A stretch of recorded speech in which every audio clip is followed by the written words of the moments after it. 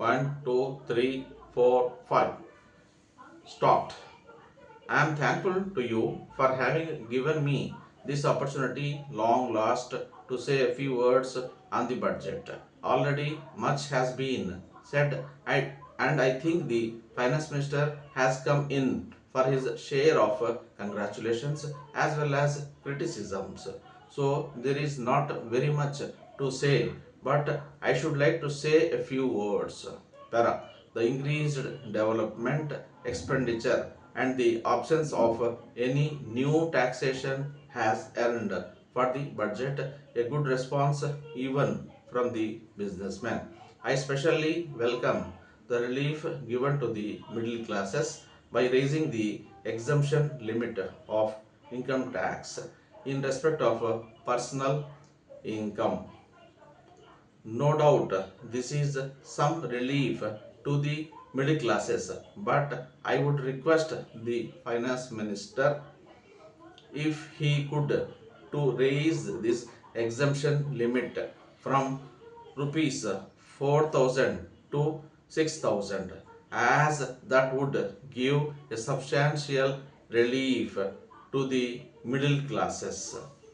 Para, I am indeed glad that the Taxation Inquiry Commission has been appointed with Dr. John Mathai as the chairman, and I am sure that many of the vexed problems may be solved through this commission. Para, at the same time, I would request the finance minister to put off the estate duty bill for the present, since this inquiry commission has been appointed and they may go into this question put on more taxes on the people. Already, as Mr. Gadgil has pointed out, there are so many taxes on the people. The people are overburdened by taxes and they are just trying to recover their stability. So, in regard to estate duty, I would ask him to consider about it.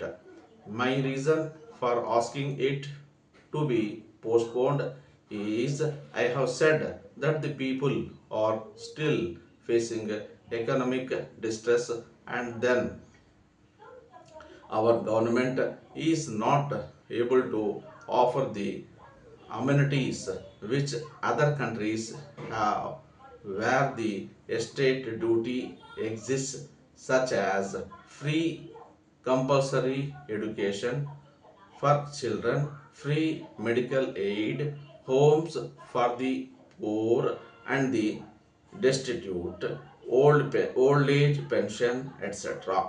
So, my humble suggestion is that this point may be considered by the Taxation Inquiry Commission.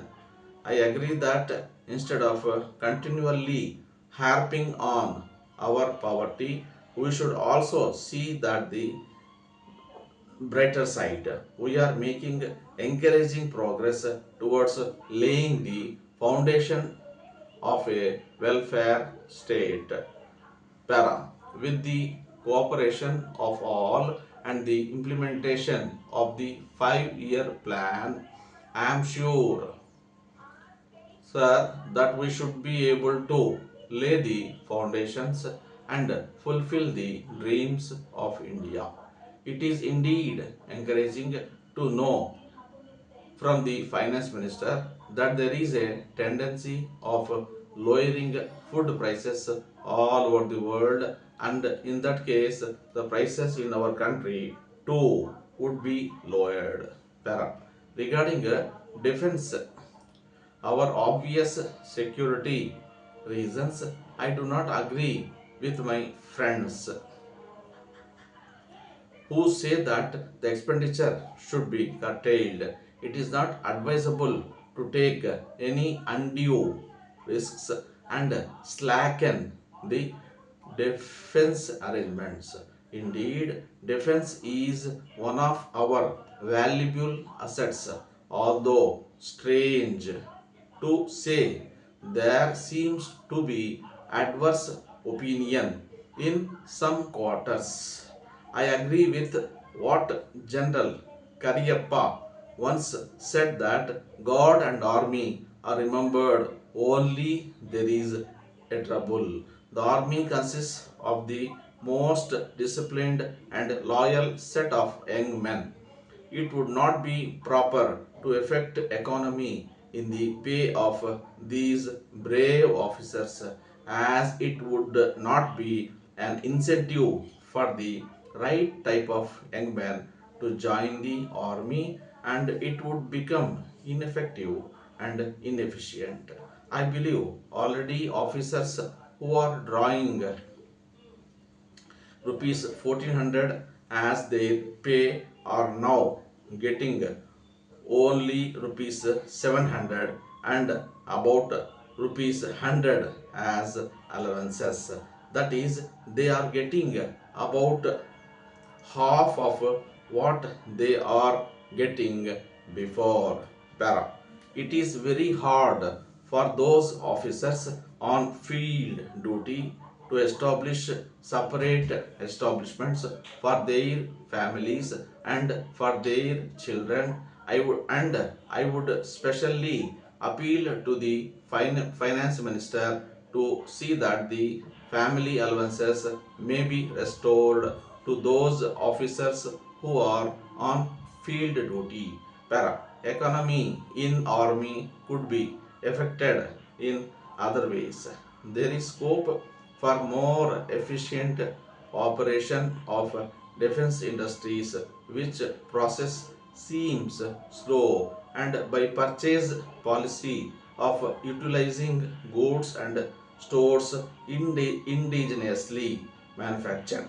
Preference should be given to country made war materials such as could be produced here, and they would be cheaper than foreign made goods. I may also suggest that the armed forces who are not on field service or under any operational commitments could be utilized for giving military training to the youths in schools and colleges, which would teach discipline and loyalty.